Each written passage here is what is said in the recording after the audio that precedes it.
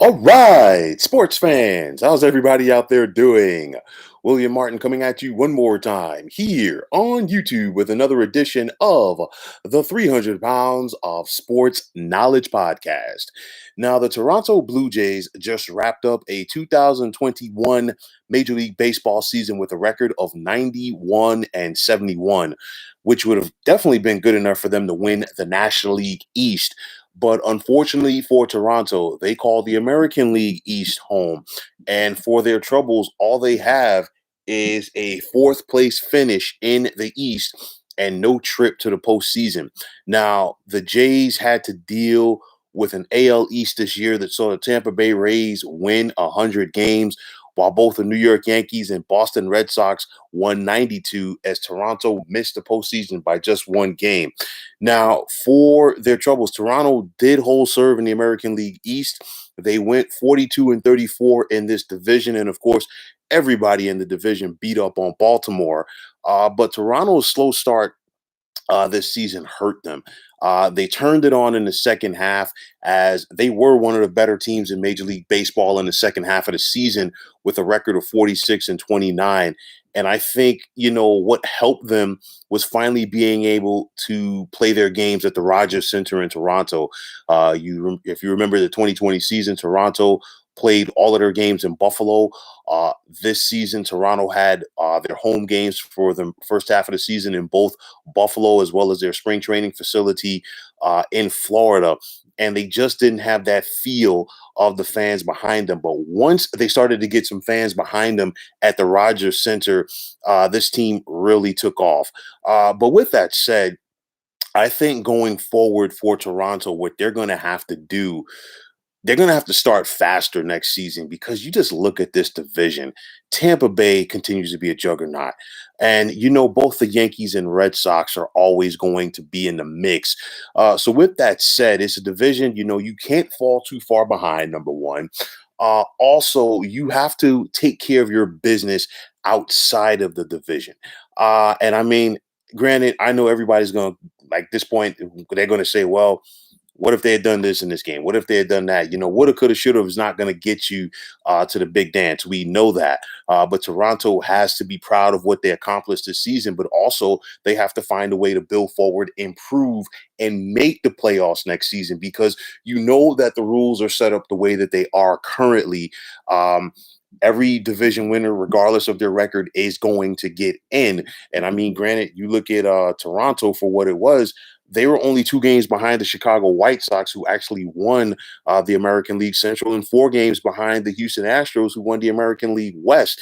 But that doesn't really account for anything right now because Toronto will be watching the playoffs like you and I.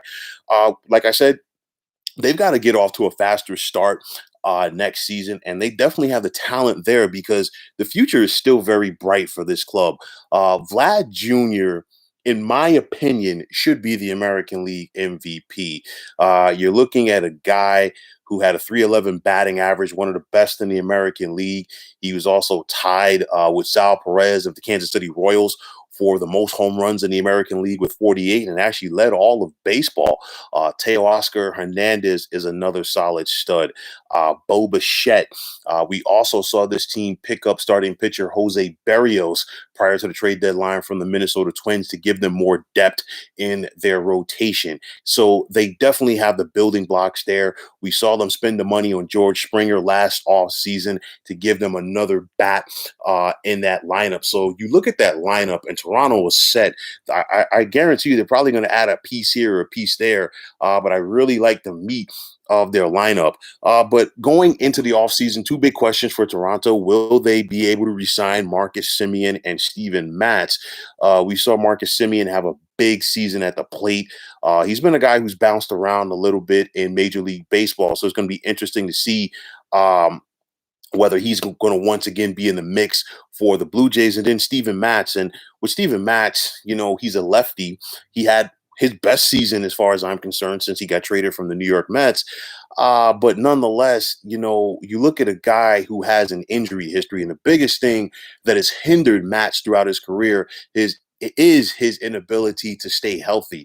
But nonetheless, There's not a lot of quality pitching out there on the market. So I think Toronto could find themselves in a bidding war for the services of Steven Matz. But make no mistake about it, Charlie Montoyo has done a solid job with this young team. But Toronto, they got to find a way to get over the hump. And I expect Mark Shapiro and Ross Atkins, the brain trust of this Blue Jays front office, to be hard at work this offseason to try to get Toronto to take that next step. They've got to add more pitching, make no mistake about it, because you can never, and I repeat, never have enough quality pitching in baseball. Toronto's definitely going to hit. We've seen that. But the bottom line is pitching is going to get you to the dance. And if you're Toronto, you got to head in this offseason and say, you know what can we do to clear that hurdle as far as getting over the hurdles, as far as being the Red Sox, being the Yankees, and being the Jays in this division. We're gonna see. It's going to be interesting to see how active that Toronto is during the off season. Of course, we got the playoffs right around the corner. But then after that, it's baseball's winter meetings, and that's where a lot of the deals get done. So it's going to be interesting to see how they go about things there. But if you're Toronto, you're so close. And I really think that a lot of teams in the American League should be very happy that the Blue Jays did not make the playoffs, because if Toronto had gotten in, they had a team that could really, and I mean really, do some damage in the postseason. I'll talk about my American League wildcard preview as well as the rest of the playoffs soon. But nonetheless, this Toronto team really could have done a lot of damage. But you know what? That's neither here nor there. Good season for the Toronto Blue Jays. It just was not good enough. Now let's see how this squad can build upon this and try to make a bigger impact in 2022. So, folks, that is going to wrap it up. And as always, I want to take this time out to thank you for tuning into the 300 Pounds of Sports Knowledge podcast here on YouTube. I want to take the time out to thank all of you fine folks out there for tuning in. And if you have not already, please feel free to subscribe to this channel. Now, if you're on Twitter, please feel free to follow me at 300 Pounds of Sports. And like I always say, if you follow me, it will be my pleasure to follow you right back. There's also the sports discussion group on Facebook at the Sports Depot 365. You can check it out, drop a line, and be a part of one of the better sports debating sites going on social media. So once again, fine folks, my name is William Martin, signing off, saying take care and have yourselves a wonderful day.